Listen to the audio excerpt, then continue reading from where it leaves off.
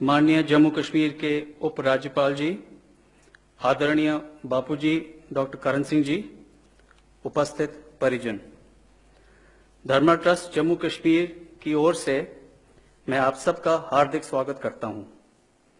हम कृतज्ञ हैं कि माननीय प्रधानमंत्री जी ने इस कार्यक्रम के लिए हमें अपने निवास पर आमंत्रित किया।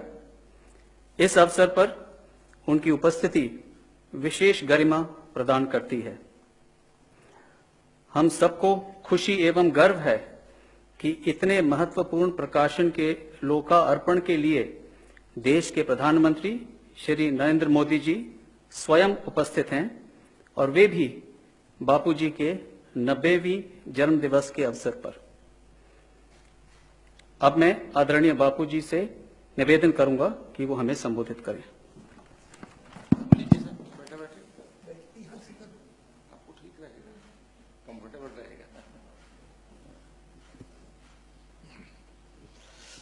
आदरणीय प्रधानमंत्री जी, जम्मू कश्मीर के उपराज्यपाल महोदय और इस सभागार में उपस्थित भाइयों बहनों प्यारे बच्चों, हम बहुत कृतज्ञ हैं मोदी जी आपके कि मेरे अनुरोध के ऊपर आपने केवल इस प्रकाशन के लोकार्पण को ही नहीं स्वीकार किया बल्कि अपने निवास स्थान में बुलाया हमें और यहाँ ये करवा रहे हैं। हमें इस बात की बड़ी प्रसन्नता है।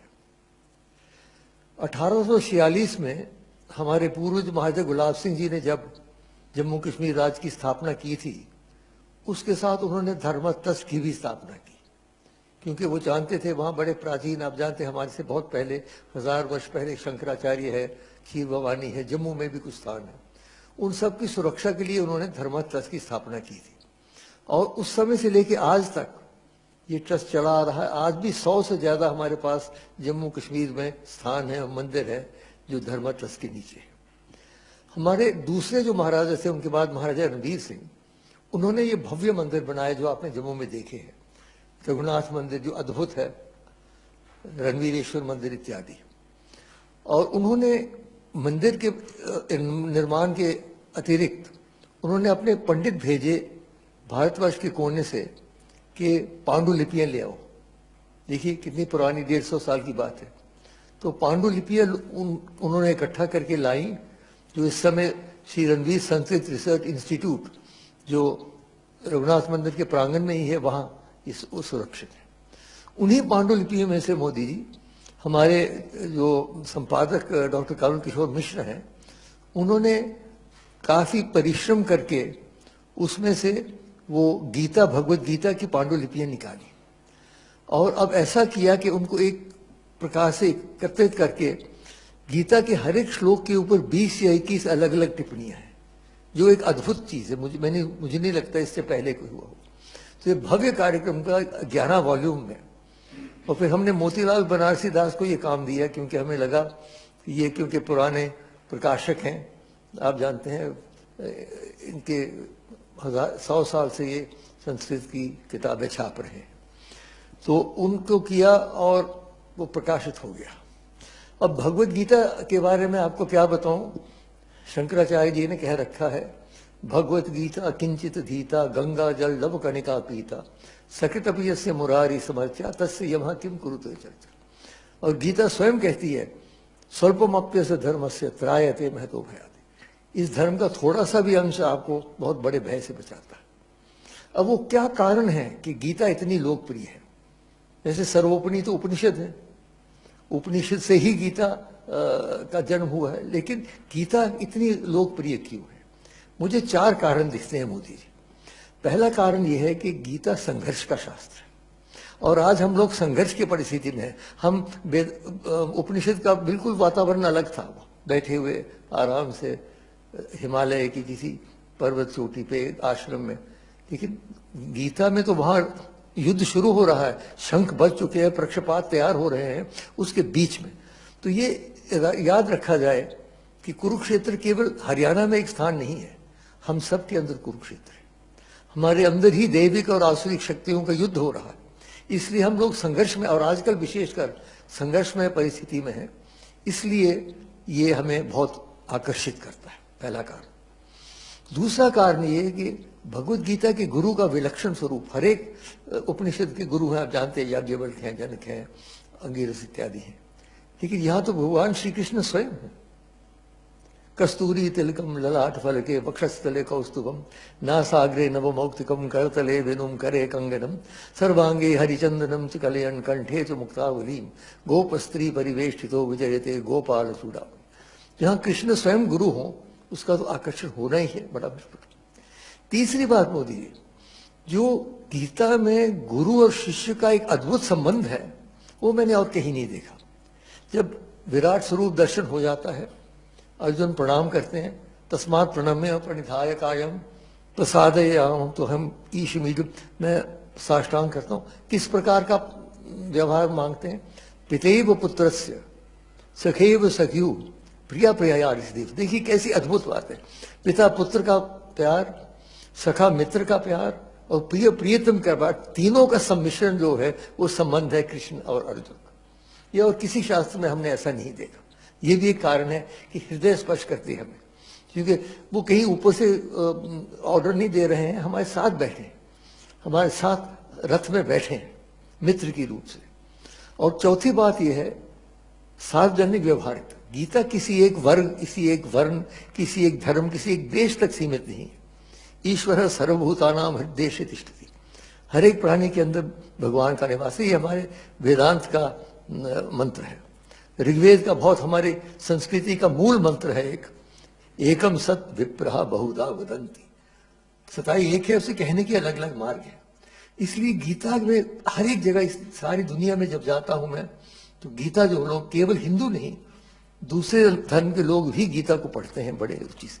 ये चार कारण मैं मानता हूं मोदी कि गीता इतनी लोकप्रिय है।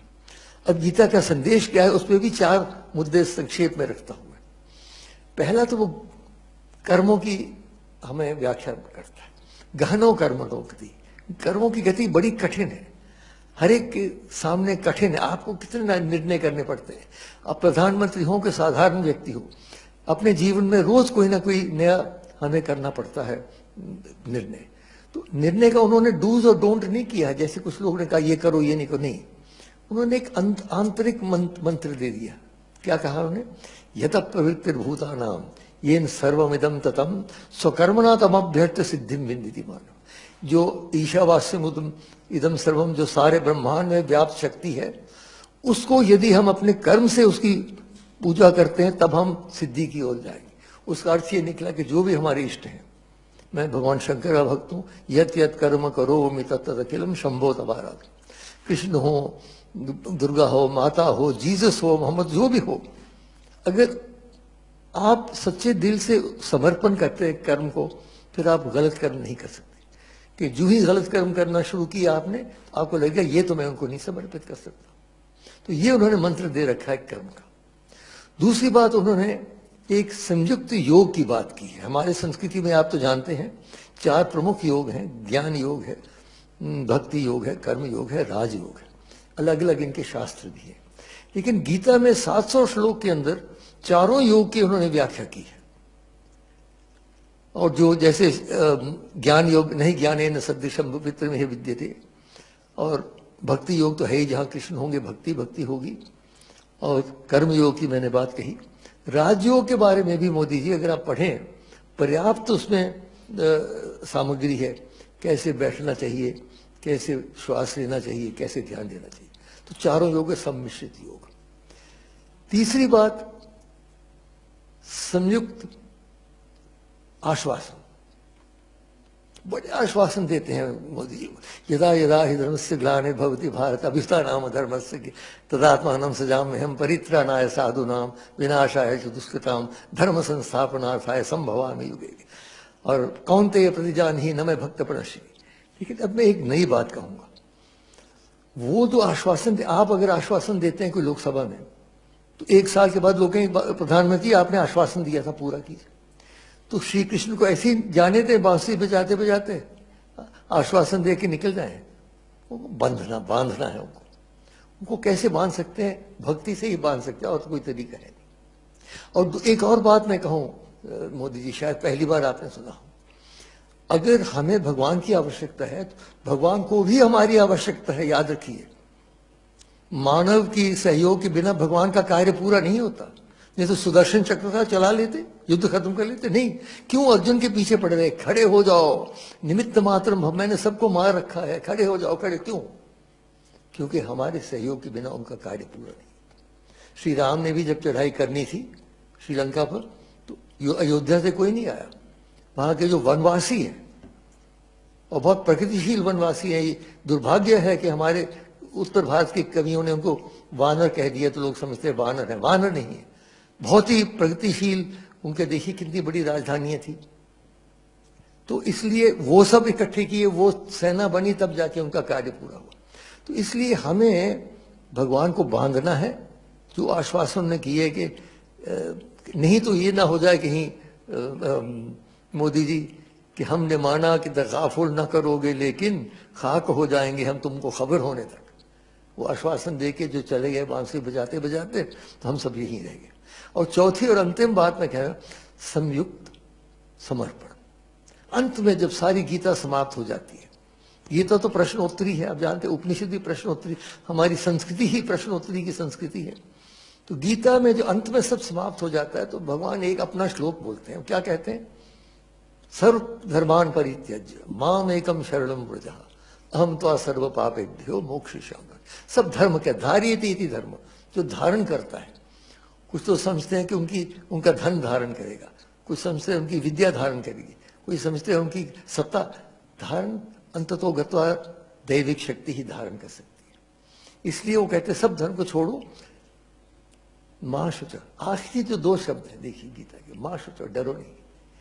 जैसे एक अंधेरे कमरे में बच्चा चल रहा हो तो मां पीछे कहती डरो नहीं बेटा, मैं विषय। तो कृष्ण कह रहे हैं मैं हूं ना। इसलिए अंत में मैं श्री कृष्ण के प्रति ही एक श्लोक अर्पित करता हूं, जिसमें हम कह रहे हैं, उनको प्रार्थना कर रहे हैं कि हे भगवान, आप कृपा करके आज ही हमारी चेतना को अपने कृपा में ले लीजिए। अंतिम समय जब आएगा, न जाने बोल पाएंगे, कहाँ होंगे, आईसीयू में होंगे, कहाँ होंगे, इसलिए विलंब न करें। कृष्णत्वदीय पद पंकज पंजरांते अद्देव में विशतु मानस राजहंस प्राण प्रयाण समये कफवाति पित्तई कंठावरोधन विधौ स्मरणम कुतस्ते। इन शब्दों के साथ मैं पुनः आपका धन्यवाद करते हुए प्रार्थना करता हूं कि आप कार्यक्रम को।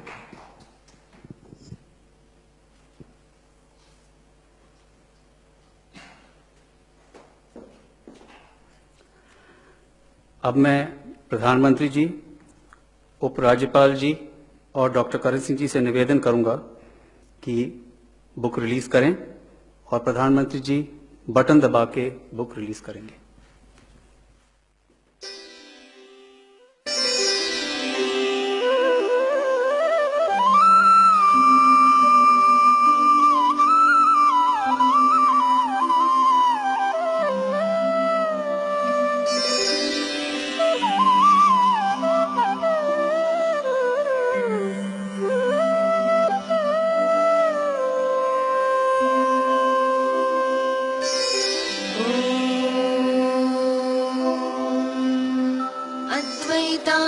वर्षिणीं भगवतीम् अष्टादशाध्यायिनीम् अम्ब त्वामनुसन्दधामि भगवद्गीते भवद्वेषिणी।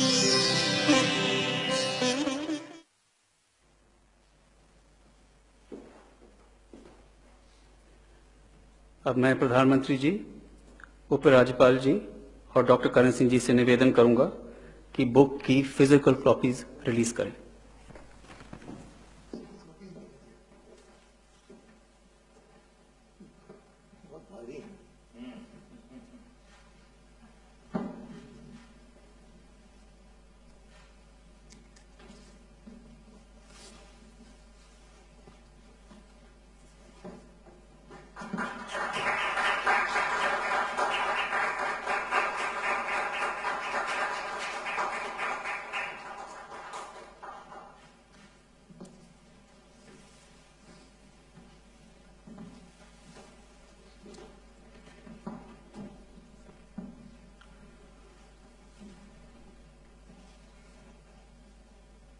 मैं प्रधानमंत्री जी से अनुरोध करूंगा कि अपने विचार हमारे सामने रखें।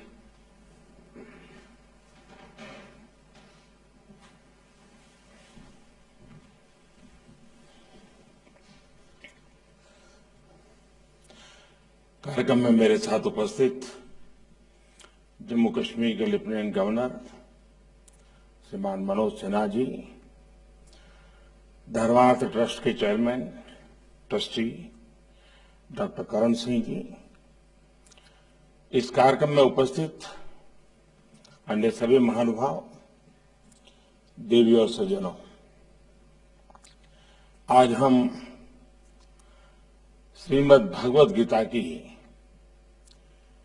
20 व्याख्याओं को एक साथ लाने वाले 11 संस्करणों का लोकार्पण कर रहे हैं। मैं इस पुनीत कार्य के लिए प्रयास करने वाले सभी विद्वानों को, इससे जुड़े हर व्यक्ति को और उनके हर प्रयास को आदरपूर्वक नमन करता हूं और उनको मैं बहुत बहुत बधाई देता हूं। आपने ज्ञान का इतना बड़ा कोष आज के युवाओं और आने वाली पीढ़ियों के लिए सुलभ करने का एक बहुत ही महान काम किया है। मैं डॉक्टर करण सिंह जी का भी विशेष रूप से अभिनंदन करता हूं, जिनके मार्गदर्शन में ये कार्य सिद्ध हुआ है। और जब भी मैं उनसे मिला हूं, एक प्रकार से ज्ञान और संस्कृति की धारा अविरत बहती रहती है। ऐसे बहुत कम बिरले मिलते हैं और आज ये भी बहुत शुभ अवसर है कि कर्ण सिंह जी का जन्मदिवस भी है और 90 साल की एक प्रकार से उनकी एक सांस्कृतिक यात्रा है। तो मैं उनका हृदय से अभिनंदन करता हूं। मैं आपके दीर्घायु होने, अच्छे स्वास्थ्य की बहुत ही कामना करता हूं। डॉक्टर कर्ण सिंह जी ने भारतीय दर्शन के लिए जो काम किया है, जिस तरह अपना जीवन इस पवित्र कार्य के लिए समर्पित किया है, भारत के शिक्षा जगत पर उसका प्रकाश और प्रभाव स्पष्ट रूप से देखा जा सकता है। आपके इस प्रयास ने जम्मू कश्मीर की उस पहचान को भी पुनर्जीवित किया है, जिसने सदियों तक पूरे भारत की विचार परंपरा का नेतृत्व किया है। कश्मीर के भट्ट भास्कर, अभिनव गुप्त, आनंदवर्धन, अनगिनत विद्वान, जिन्होंने गीता के रहस्यों को हमारे लिए उजागर किया। आज वो महान परंपरा एक बार फिर देश के संस्कृति को समृद्ध करने के लिए तैयार हो रही है। ये कश्मीर के साथ साथ पूरे देश के लिए भी गर्व का विषय है। साथियों, किसी एक ग्रंथ के हर श्लोक पर ये अलग अलग व्याख्याएं, इतने मनीषियों की अभिव्यक्ति, ये गीता की उस गहराई का प्रतीक है जिस पर हजारों विद्वानों ने अपना पूरा जीवन दिया है। ये भारत की उस वैचारिक स्वतंत्रता और सहिष्णुता का भी प्रतीक है, जो हर व्यक्ति को अपना दृष्टिकोण, अपने विचार रखने के लिए प्रेरित करती है। किसी के लिए गीता ज्ञान का ग्रंथ है, किसी के लिए सांख्य का शास्त्र है, किसी के लिए योग सूत्र है, तो किसी के लिए कर्म का पाठ है। और मैं जब गीता को देखता हूं तो मेरे लिए ये उस विश्वास के विश्व रूप समान है जिसका दर्शन हमें 11वें अध्याय में होता है। मम देहे गुड़ाकेश यच्च अन्नत दृष्टमो इच्छसि, अर्थात मुझ में जो कुछ भी देखना चाहो देख सकते हो। हर विचार, हर शक्ति के दर्शन कर सकते हो। साथियों, गीता के विश्व रूप ने महाभारत से लेकर आजादी की लड़ाई तक हर कालखंड में हमारे राष्ट्र का पथ प्रदर्शन किया है। आप देखिए, भारत को एकता के सूत्र में बांधने वाले आदि शंकराचार्य जी ने गीता को आध्यात्मिक चेतना के रूप में देखा। गीता को रामानुजाचार्य जैसे संतों ने आध्यात्मिक ज्ञान की अभिव्यक्ति के रूप में देखा। स्वामी विवेकानंद जी के लिए गीता अटूट कर्मनिष्ठा और अदम्य आत्मविश्वास का स्रोत रही है। गीता श्री अरबिंदो के लिए तो ज्ञान और मानवता की साक्षात अवतार थी। गीता महात्मा गांधी की कठिन से कठिन समय में पथ प्रदर्शक रही है। गीता नेताजी सुभाष चंद्र बोस की राष्ट्रभक्ति और पराक्रम की प्रेरणा रही है। ये गीता ही है जिसकी व्याख्या बाल गंगाधर तिलक जी ने की और आजादी की लड़ाई को एक नई ताकत दी, नई ऊर्जा दी थी। मैं समझता हूं कि ये सूची इतनी लंबी हो सकती है कि कई घंटे भी इसके लिए कम पड़ेंगे। आज जब देश आजादी के 75 साल मनाने जा रहा है, तो हम सबको गीता के इस पक्ष को भी देश के सामने रखने का प्रयास करना चाहिए। कैसे गीता ने हमारी आजादी की लड़ाई को ऊर्जा दी, कैसे हमारी स्वाधीनता सेनानियों को देश के लिए अपना सर्वस्व बलिदान करने का साहस दिया, कैसे गीता ने देश को एकता के आध्यात्मिक सूत्र में बांध कर रखा। इस सब पर भी हम शोध करें, लिखें और अपनी युवा पीढ़ी को इससे परिचित कराएं। साथियों, गीता तो भारत की एकजुटता, समत्व की भावना का मूल पाठ है, क्योंकि गीता कहती है समम सर्वेषु भूतेषु तिष्ठन्तम परमेश्वरम, अर्थात प्राणी मात्र में ईश्वर का निवास है, नर ही नारायण है। गीता हमारी ज्ञान और शोध की प्रवृत्ति की प्रतीक है, क्योंकि गीता कहती है नहीं ज्ञानेन सदस्यम, नहीं ज्ञानेन सदस्यम पवित्रम निहि विद्यते, अर्थात ज्ञान से पवित्र और कुछ भी नहीं है।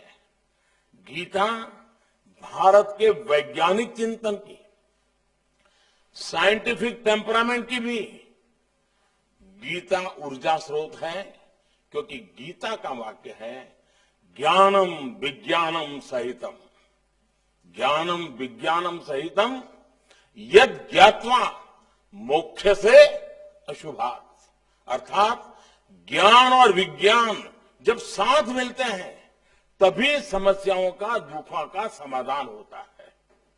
गीता सदियों से भारत की कर्मनिष्ठा का प्रतीक है, क्योंकि गीता कहती है योगः कर्मसु कौशलम, योगः कर्मसु कौशलम, अर्थात अपने कर्तव्यों को कुशलतापूर्वक करना ही योग है। साथियों, गीता एक ऐसा आध्यात्मिक ग्रंथ है जिसने ये कहने का साहस किया कि न अनव्याप्तम न अनवाप्तम अवाप्तव्यम वर्त एव च कर्मणि, अर्थात सभी हानि, लाभ और इच्छाओं से मुक्त ईश्वर भी बिना कर्म किए नहीं रहता है। इसलिए गीता पूरी व्यावहारिकता से इस बात को कहती है कि कोई भी व्यक्ति बिना कर्म किए नहीं रह सकता। हम कर्म से मुक्त नहीं हो सकते। अब ये हमारी जिम्मेदारी है कि हम अपने कर्मों को क्या दिशा दें, कैसा स्वरूप दें। गीता हमें मार्ग दिखाती है, हम पर कोई आदेश नहीं थोपती। गीता ने अर्जुन पर भी कोई आदेश नहीं थोपा था, और अभी डॉक्टर साहब भी कह रहे थे गीता आदेश नहीं देती है। श्री कृष्ण ने पूरी गीता के उपदेश के बाद अंतिम अध्याय में अर्जुन से यही कहा, अरे सब कुछ करने के बाद जितना जोर लगाना था लगा लिया, लेकिन आखिर में क्या कहा, यथा इच्छसी तथा कुरु। यानी अब मैंने जितना कहना था कह दिया, अब तुम्हें जैसा ठीक लगे ऐसा तुम करो। ये अपने आप में शायद इससे ज्यादा लिबरल थिंकिंग कोई नहीं हो सकता है। कर्म और विचारों की ये स्वतंत्रता ही भारत के लोकतंत्र की सच्ची पहचान रही है। हमारा लोकतंत्र हमारे विचारों की आजादी देता है, काम की आजादी देता है, अपने जीवन के हर क्षेत्र में समान अधिकार देता है। हमें ये आजादी उन लोकतांत्रिक संस्थाओं से मिलती है जो हमारे संविधान की संरक्षक है। इसलिए जब भी हम अपने अधिकारों की बात करते हैं तो हमें अपने लोकतांत्रिक कर्तव्यों को भी याद रखना चाहिए। आज कुछ लोग ऐसे भी हैं जो इसी कोशिश में रहते हैं कि कैसे संवैधानिक संस्थाओं की गरिमा पर, उनकी विश्वसनीयता पर चोट की जाए। हमारी संसद हो, न्यायपालिका हो, यहां तक कि सेना भी, उस पर भी अपने राजनीतिक स्वार्थ में हमले करने की कोशिश होती रही है। ये प्रवृत्ति देश को बहुत नुकसान पहुंचाती है। संतोष की बात है कि ऐसे लोग देश की मुख्य धारा का प्रतिनिधित्व नहीं करते हैं। देश तो आज अपने कर्तव्यों को ही संकल्प मान करके आगे बढ़ रहा है। गीता के कर्मयोग को अपना मंत्र बनाकर देश आज गांव, गरीब, किसान, मजदूर, दलित, पिछड़े, समाज के हर वंचित व्यक्ति की सेवा करने में उनका जीवन बदलने का प्रयास कर रहा है। साथियों, गीता के माध्यम से भारत ने देश और काल की सीमाओं से बाहर पूरी मानवता की सेवा की है। गीता तो एक ऐसा ग्रंथ है जो पूरे विश्व के लिए है, जीव मात्र के लिए है। दुनिया की कितनी ही भाषाओं में इसका अनुवाद किया गया, कितने ही देशों में इस पर शोध किया जा रहा है, विश्व के कितने ही विद्वानों ने इसका सानिध्य लिया है। ये गीता ही है जिसने दुनिया को निस्वार्थ सेवा जैसे भारत के आदर्शों से परिचित कराया। नहीं तो भारत की निस्वार्थ सेवा, विश्व बंधुत्व की हमारी भावना, ये बहुतों के लिए किसी आश्चर्य से कम नहीं होती। आप देखिए, कोरोना जैसी महामारी दुनिया के सामने आई, उस समय जैसे पूरा विश्व इस क्षेत्र से अनजान था, एक अननोन एनिमी था।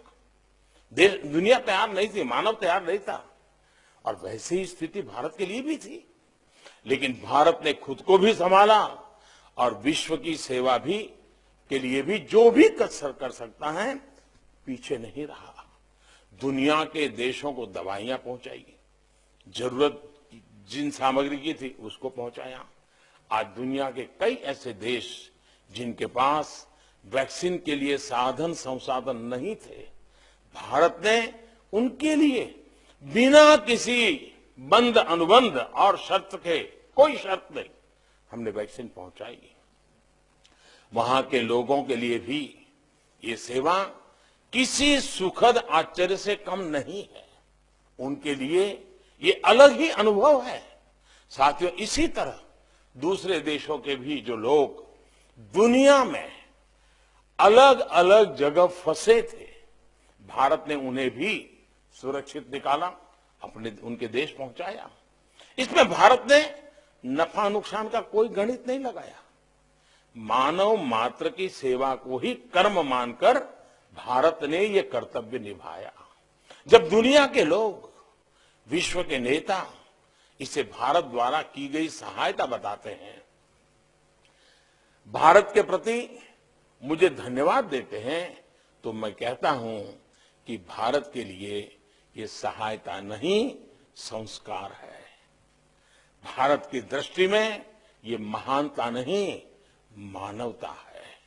भारत सदियों से इसी निष्काम भाव से मानव मात्र की सेवा कैसे करते आ रहा है, ये मर्म दुनिया को तब समझ आता है जब वो गीता के पन्ने खोलती है। हमें तो गीता ने पग पग पर यही सिखा है, कर्मण्येवाधिकारस्ते मा फलेषु कदाचन, यानी बिना फल की चिंता किए निष्काम भावना से कर्म करते रहो। गीता ने हमें बताया है, युक्तः कर्म फलम त्यक्त्वा शांतिम अपनोति नैष्ठिकीम्, अर्थात फल या लाभ की चिंता किए बिना कर्म को कर्तव्य भाव से, सेवा भाव से करने में ही आंतरिक शांति होती है। यही सबसे बड़ा सुख है, सबसे बड़ा अवॉर्ड है। साथियों, गीता में तामसिक, राजसिक और सात्विक 3 प्रवृत्तियों का वर्णन भगवान कृष्ण ने दिया है। यहां जब आप एक प्रकार से गीता से जुड़े हुए मर्मज्ञ लोग भी मेरे सामने हैं, आप सब जानते ही हैं कि गीता के 70वें अध्याय में इस पर कई श्लोक हैं। और मैंने अनुभव के हिसाब से अगर हम सरल भाव में इन तामसिक, राजसिक और सात्विक प्रवृत्तियों को कहें तो जो कुछ भी सबके पास है वो मेरा हो जाए, हमें मिल जाए, यही तामसिक प्रवृत्ति है। इसके कारण दुनिया में युद्ध होते हैं, अशांति होती है, षड्यंत्र होते हैं। जो मेरा है वो मेरे पास रहे, जो किसी और का वो उसका है, वो उसी में वो अपना गुजारा करें। ये राजसिक यानी सामान्य दुनियावी सोच है। लेकिन जो मेरा है वो उतना ही सबका है। मेरा सब कुछ मानव मात्र का है, ये सात्विक प्रवृत्ति है। इसी सात्विक प्रवृत्ति पर भारत ने हमेशा से अपने मानवीय मूल्यों को आकार दिया है, समाज का मापदंड बनाया है। हमारे यहां परिवारों में भी बच्चों को भी सबसे पहले यही सिखाते हैं, कुछ भी मिले पहले सबको बांट दो, बाद में खुद रखो। मेरा नहीं करते, मिलकर चलते हैं। इन्हीं संस्कारों के कारण भारत ने कभी अपनी पूंजी को, अपने ज्ञान को और अपने आविष्कारों को केवल आर्थिक आधार पर नहीं देखा। हमारा गणित का ज्ञान हो, टेक्सटाइल हो, मेटलर्जी हो, जैसे कई प्रकार के व्यापारिक अनुभव हो, या फिर आयुर्वेद का विज्ञान हो, हमने इन्हें मानवता की पूंजी माना। आयुर्वेद का विज्ञान तो उन युगों से मानवता की सेवा कर रहा है जब आधुनिक मेडिकल साइंस इस रूप में नहीं था। आज भी जब दुनिया एक बार फिर से हर्बल और नेचुरल की बात कर रही है, ट्रीटमेंट से पहले हीलिंग की ओर देख रही है, आज जब आयुर्वेद पर अलग अलग देशों में शोध हो रहे हैं तो भारत उसे प्रोत्साहित कर रहा है, अपनी मदद भी दे रहा है। अतीत में भी हमारे प्राचीन विश्वविद्यालयों में विदेशी छात्र आए, विदेशी यात्री आए, हर किसी को हमने अपना ज्ञान विज्ञान पूरी उदारता से दिया। हमने जितनी ज्यादा प्रगति की उतना ही मानव मात्र की प्रगति के लिए और प्रयास हम करते रहे हैं। साथियों, हमारे यही संस्कार, हमारा यही इतिहास आज आत्मनिर्भर भारत के संकल्प के रूप में एक बार फिर जागृत हो रहा है। आज एक बार फिर भारत अपने सामर्थ्य को संवार रहा है ताकि वो पूरे विश्व की प्रगति को गति दे सके, मानवता की ओर ज्यादा सेवा कर सके।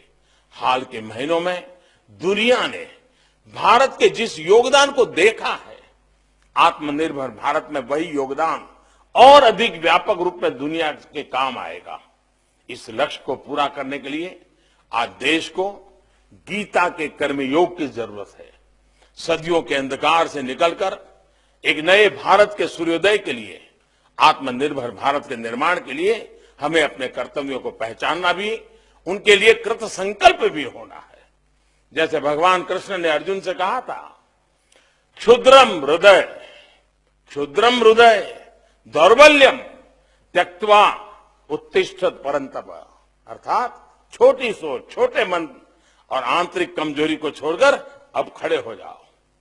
भगवान कृष्ण ने यह उपदेश देते हुए गीता में अर्जुन को भारत कहकर संबोधित किया है। इसकी तरफ बहुत कम लोगों का ध्यान जाता है। आज गीता का यह संबोधन हमारे भारतवर्ष के लिए है, 130 करोड़ भारतवासियों के लिए है। आज इस आह्वान के प्रति भी नई जागृति आ रही है। आज दुनिया भारत को एक नए नजरिए से देख रही है, एक नए सम्मान से देख रही है। हमें इस बदलाव को भारत की आधुनिक पहचान, आधुनिक विज्ञान के शिखर तक लेकर जाना है। मुझे विश्वास है कि हम मिलकर ये लक्ष्य हासिल करेंगे। आजादी के 75 साल देश के एक नए भविष्य की शुरुआत का आधार बनेंगे। मैं फिर एक बार डॉक्टर साहब को, इस ट्रस्ट को चलाने वाले सभी महानुभावों को और इस काम को करने के लिए आपने जो मेहनत की, इसके लिए मैं हृदय से बहुत बहुत बधाई देता हूं। और मुझे विश्वास है कि इस किताब से जो लोग रेफरेंस के रूप में किताब का उपयोग करने के आदी होते हैं, उनके लिए ग्रंथ बहुत अधिक काम आएंगे, क्योंकि हम जैसे लोग हैं उनको जरा ज्यादा जरूरत पड़ती है। तो इसमें रेफरेंस के लिए सुविधा बहुत रहती है और इसके लिए भी मैं मानता हूं ये अनमोल खजाना आपने दिया है और मैं इस बात से पूरी तरह सहमत हूं। शायद विश्व का ये पहली चिंतन धारा ऐसी है, ये विश्व का पहला ऐसा ग्रंथ है, विश्व का पहला ऐसा मार्गदर्शन है जो युद्ध की भूमि में रचा गया है, शंखनाद के बीच रचा गया है, जहां जय पराजय दरवाजे पर दस्तक दे रहा था, उस समय कहा गया है। ऐसी प्रतिकूल वातावरण, अशांत वातावरण, उद्वेग वाले वातावरण, उसमें इतना शांत चित्त विचारधारा निकलना, ये इस अमृत प्रसाद के सिवाय कुछ नहीं हो सकता है। ऐसा गीता का ज्ञान आने वाली पीढ़ियों को वो जो उस भाषा में समझे, जिस रूप में समझे, उस रूप में देते रहना हर पीढ़ी का काम है। डॉक्टर करण सिंह जी ने, उनके पूरे परिवार ने, उनकी महान परंपरा ने इस काम को हमेशा जीवित रखा है। आगे की पीढ़ियां भी जीवित रहेगी, ये मुझे पूरा विश्वास है। और डॉक्टर करण सिंह जी की सेवाएं हम हमेशा याद रखेंगे। इस महान कार्य के लिए मैं आदरपूर्वक उनका नमन करता हूं। और उन आयु में इतने वरिष्ठ हैं, सार्वजनिक जीवन में इतने वरिष्ठ हैं कि उनके आशीर्वाद हम पर बने रहें, ताकि हम भी इन आदर्शों को लेकर कुछ न कुछ देश के लिए करते रहें। बहुत बहुत धन्यवाद।